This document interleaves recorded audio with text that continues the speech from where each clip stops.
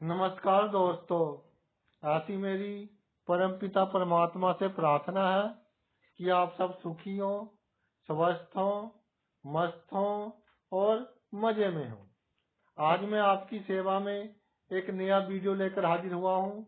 Video शुरू करने से पहले आपसे विनम्र विनती है कि अगर आपको मेरा ये वीडियो अच्छा लगे तो मेरा चैनल सब्सक्राइब कर देना और वीडियो लाइक व शेयर कर देना। आज की वीडियो में चर्चा का विषय है कि जातक की जन्म कुंडली में ऐसे कौन से योग हैं जिनके कारण अगर जातक मिट्टी को हाथ लगाए तो वो भी सोना बन जाती है, यानी जातक इतना भाग्यशाली होता है।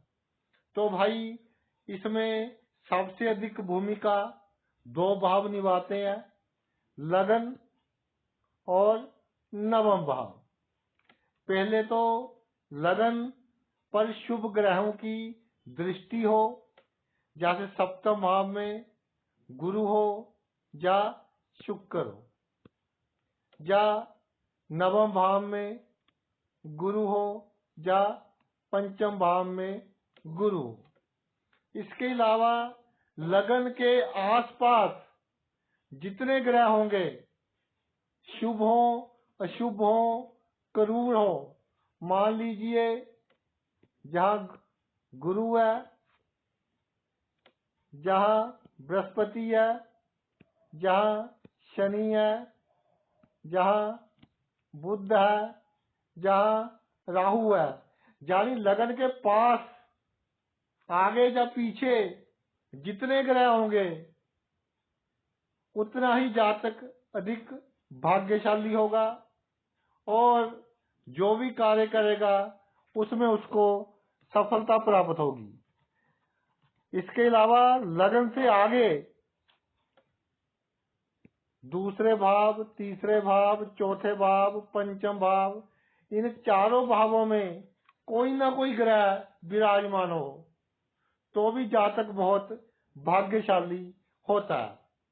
जब कुंडली में नवम भाव और दसम भाव का संबंध बनता है, जैसे नवम का मालिक जहाँ गुरु है दसम में आ गया, दसम का मालिक शनि नवम में आ गया, या नवम का मालिक और दसम का मालिक केंद्र और त्रिकोण में इकट्ठे विराजमान होंगे, जैसे जहाँ गुरु और शनि विराजमान हो गए, तो भी भाई जातक को अपने जीवन में अत्यधिक धन का लाभ होता है। इसके अलावा दूसरे भाव का मालिक और 11वें भाव का मालिक, इनमें किसी भी तरह का संबंध बन रहा हो, दूसरे भाव का मालिक या शुक्र है वो 11वें हो, 11वें का मालिक शनि है वो दूसरे हो, या दूसरे भाव और 11वें भाव का मालिक कुंडली में किसी भी भाव में इकट्ठे विराजमान हो, शुक्र और शनि,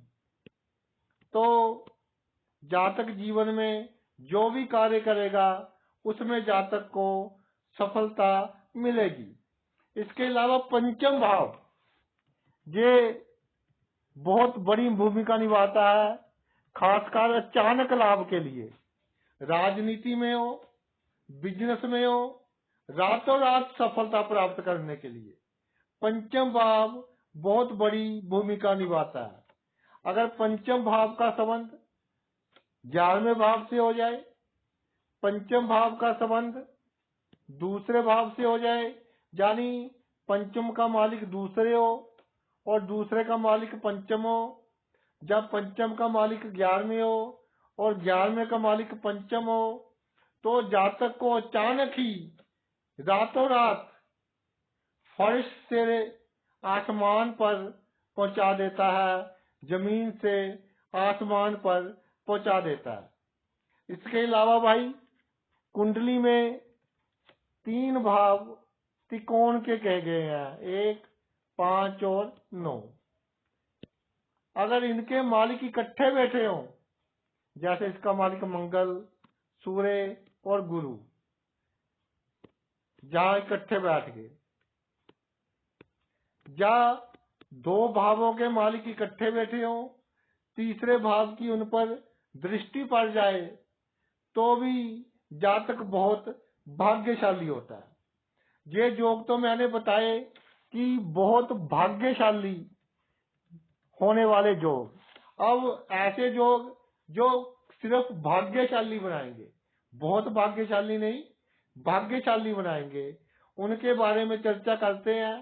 सिंपल से योग है, शुक्र अष्टम भाव में विराजमान हो जाए या बृहस्पति अष्टम भाव में विराजमान हो जाए। इसके अलावा मंगल का दसम भाव से संबंध बन रहा हो, मंगल दसम में हो या चौथे भाव में हो तो इसकी दृष्टि दसम पर पड़ेगी। तीसरे भाव में हो तो भी दृष्टि दसम पर पड़ेगी।